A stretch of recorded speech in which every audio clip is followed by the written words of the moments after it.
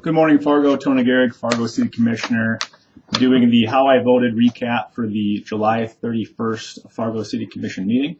I am simulcasting on both Facebook Live right now, and the camera to my left there is for the city webpage as well. So I'll be looking between the cameras, and that's what I'll be looking at there. Just a few issues I'd like to bring up from this meeting. One was a pilot for a tech company here in Fargo. It's about a 10-year-old company. It was started here in Fargo by a couple of local guys. They have hired quite a few people over those 10 years, and basically the argument is if they pay less in taxes, then they can grow their company faster, and they'll hire more people at high-paying wages, which is all well and good. The argument made at the meeting is that there are a lot of startup companies here in the city of Fargo. There are a lot of companies that were in the position they were 10 years ago, just trying to start out and compete with established companies, which they have become now. And if we are going to prop up their business, take tax dollars from one or all of us, I should say, and give it to them so they don't have to pay their property taxes, which is basically what a pilot is. That's what incentives do. Then we are hurting those other companies while we are helping them. So as always, I voted no against these incentives. I believe in the free market, first of all. And I also believe that we can't hurt others in order to help this company.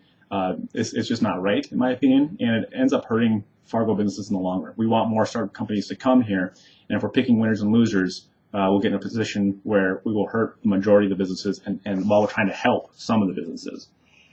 There was a pilot for a downtown apartment that'll be going up. It was approved 3-2, which doesn't sound like good news, but it is good news. Dave Pepcorn said at the meeting that he will no longer support incentives for apartments in downtown Fargo. That's a pretty narrow idea, but it's a step in the right direction. He has been, along with everybody else besides me, been approving these apartment projects, these pilots for downtown apartments. And what we're seeing is that these apartments are very expensive. So they're taking the tax dollars they would otherwise be paying that we're giving them, and they're making the apartments very, very nice, and they're charging a mint to live there. So we've seen a change in the market. We've manipulated that market, and now Dave has said he will now come along with me and start voting no against this type of incentive.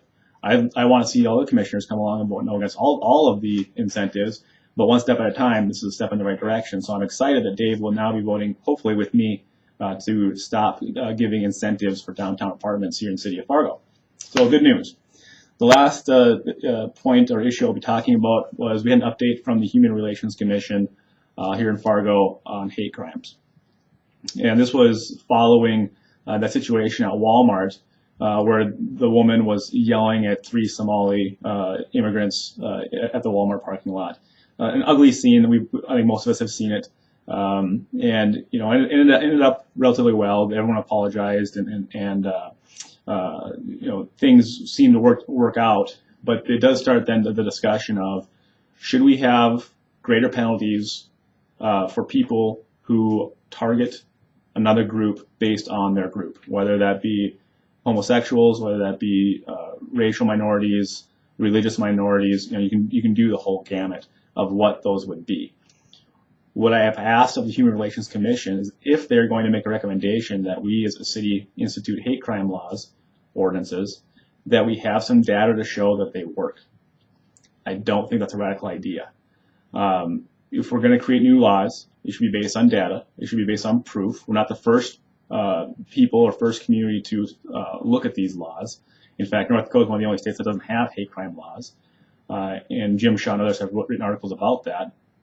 But what I've asked from all the people who are supporting these things is that, show me it works. What state should we be modeling ourselves after? In what state can we say, well, they instituted this law, and since that law went into action, hate crimes have gone down X amount, or they stayed level, or whatever. There really is no data to support that. The harmful part of this is if we start saying that there's a crime and a penalty for white people, and there's a crime and a penalty for black people, and a crime and a penalty for homosexuals and straight people, and we start splitting people up into groups, we're creating a divide where we're otherwise trying to bring people together. And I don't see that as a positive thing. as Americans, we should all be held to one law, one standard. That's what the Constitution says. And there are amendments in the Constitution saying that equal protection under the law. So while I don't, I shouldn't have to say this, but obviously don't support, neo-Nazis or communists or whoever else targeting groups based on who they are, I don't know that hate crime laws do anything to fix that problem. It's a feel-good legislation so that politicians can stand up and say, I did something about this, when in reality, it hurts more than it helps. I'd love to hear your thoughts on this. This will be an ongoing discussion. It will come up again, certainly, especially with the threat of a white nationalist rally happening in Fargo, which, again, has not materialized to this point. But that was the recap for the July 31st Fargo City Commission meeting. If you have questions, by all means, call me, Facebook me, whatever you want to do, email me, and keep watching how your Fargo City Commissioners are spending your tax dollars. Thank you.